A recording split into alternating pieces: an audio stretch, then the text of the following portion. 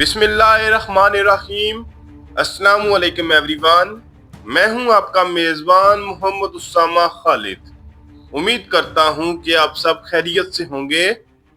कुर्रश उस्मान की episode number 177 का दूसरा ट्रेलर रिलीज हो चुका है और आज की वीडियो में हम उसी ट्रेलर पे बात करेंगे कि उस ट्रेलर में नई एपिसोड के हवाले से क्या चीजें दिखाई जा रही हैं। लेकिन उससे पहले कुछ तारीखी लिहाज से मैं बात करना चाहूंगा कि जो लोग ये कह रहे हैं कि मंगोल इस तरह से उस्मान बे को कैसे कैद कर सकते हैं जब उस वक्त मंगोलों की ताकत कम हो चुकी थी, तो मेरा उनके लिए ये जवाब है कि इवन के इस यानी कि उस्मान बे के टाइम से 70-80 साल के बाद जब सुल्तान बायज़िद का टाइम आया तो उनको अमीर तैमूर से एक जंग में शिकस्त हुई थी, जिसके बाद उनको कैद में लेकर जाया गया था। तो ये मंगोल खत्म हो चुके थे, यानी कि उनकी ताकत कम हो चुकी थी, लेकिन इतनी ताकत कम नहीं हुई थी जितना आप सोच रहे हैं कि वो बिल्कुल ही कमजोर हो गए थे और उस्मान बे या तुर्कों को बिल्कुल भी चैलेंज नहीं कर सकते थे। खैर, अब ट्रेलर पे भी बात करते हैं, लेकिन उससे पहले अभी तक जिसने मेरा नया चैनल सब्सक्राइब नहीं किया वो मेरे नए चैनल को सब्सक्राइब करे। मेरे नए चैनल का नाम है हिस्ट्री विद उसामा और यहाँ पर आपको फ्यूचर में वीडियोस देखने को मिलेगी। बढ़ते हैं इस वीडियो की जानिब और देखते हैं कि इस ट्रेलर में क्या चीजें दिखाई जा रही हैं।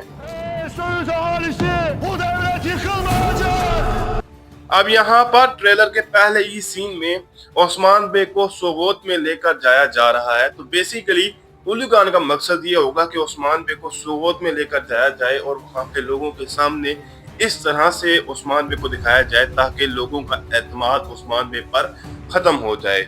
और उस्मान बे का यहाँ पर डायलॉग सुनाई दे रहा है और वो ये कह रहे हैं कि ऐ सोगोत के लोगों, ये सल्तनत जो है वो कभी भी नहीं टूटेगी या कभी भी नहीं झुकेगी। तो देखते हैं कि इसके अलावा इस ट्रेलर में क्या चीज दिखाई जाती है।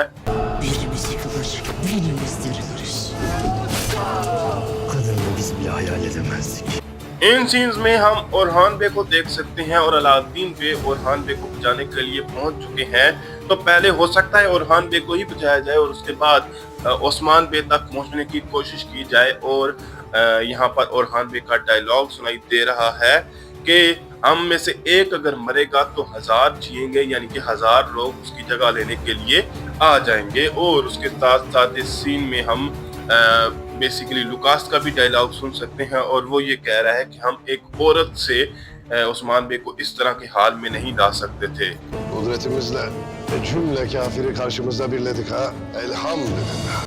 अब यहाँ पर लुकास और सोफिया को जब उलूगान के सामने उस्मान बे देखेंगे तो वो ये बात कहेंगे कि हमारी ताकत से तमाम जो काफिर हैं या हमारे जितने भी दुश्मन हैं वो इकट्ठे हो चुके हैं। और उसके बाद वो इस बात पर अल्हम्दुलिल्लाह कह रहे हैं कि हम इतने ताकतवर हो चुके हैं कि हम लोगों को शिकस्त देने के लिए तमाम दुश्मनों को या तमाम काफिरों को इकट्ठा होना पड़ा है, यानी कि अकेले अकेले वो हमें शिकस्त नहीं दे सकते और इसी तरह की चालों से ही शिकस्त दे सकते हैं। तो इसके आगे देखते हैं कि उस्मान बे क्या कहते हैं।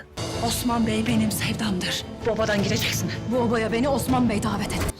अब यहाँ पर बेगम खातून और बाला खातून का सीन भी दिखाया जा रहा है, क्योंकि आप जानते हैं कि गोंजा खातून ने बेगम खातून की असलियत बाला खातून को बता दी है। तो अब बाला खातून बेगम खातून को ये बात कह रही हैं कि आप इस कबीले से चली जाएंगी या यहाँ से चली जाएंगी, लेकिन बेगम खातून का कहना है कि इस कबीले पर मुझे उस्मान बे ने दावत दी है।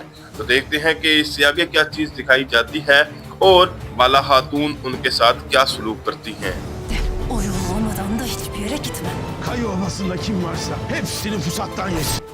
इस सीन में बेगम खातून अपना डायलॉग मुकम्मल करते हुए या अपनी बात मुकम्मल करते हुए ये कह रही हैं कि जब तक मुझे उस्मान बे जाने का नहीं कहते मैं कहीं भी नहीं जाऊंगी। और उसके साथ साथ यहाँ पर उलूगान का सीन दिखाया जा रहा है, जहाँ पर वो उस्मान बे के सामने ये हुक्म दे रहा है कि काई कबीले में जो भी लोग मौजूद हैं या जितने भी लोग मौजूद हैं उन सबको तलवारों से काट दो। तो बेसिकली काई कबीले में अब कत्ले आम किया जाएगा और इसी बात का हुक्म उलूगान दे रहा है।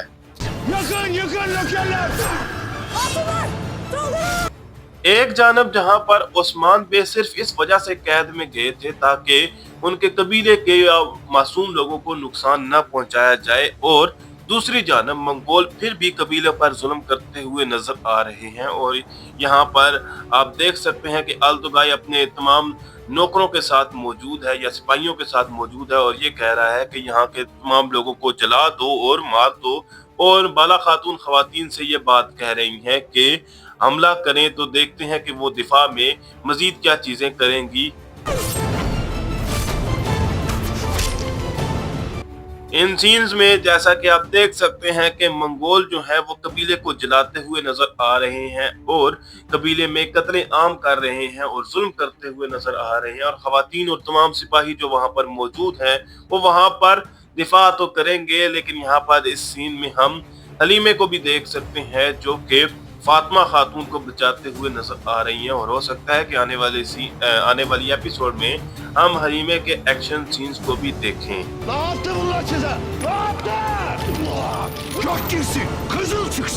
अब इन सीन्स में आप देख सकते हैं कि गोंजा खातून और जो हुलाफिरा हैं और फातिमा खातून तमाम जो मासूम खवातीन को लेकर कबीले से निकलती हुई नजर आ रही हैं। तो हो सकता है कि वो उनको किसी महफूज जगह पर लेकर जाएं और कबीले से उनको बचा कर लेकर जाएं, और उस्मान बे को फिर कबीले में लेकर आया जा रहा है। और यहाँ पर कबीले की हालत देखकर उस्मान बे ये कह रहे हैं कि इन लोगों ने तुम्हारे साथ क्या किया है, और मेरी तलवार जो है वो इनके जिस्म में साफ जाए और खून से भरी हुई बाहर निकले।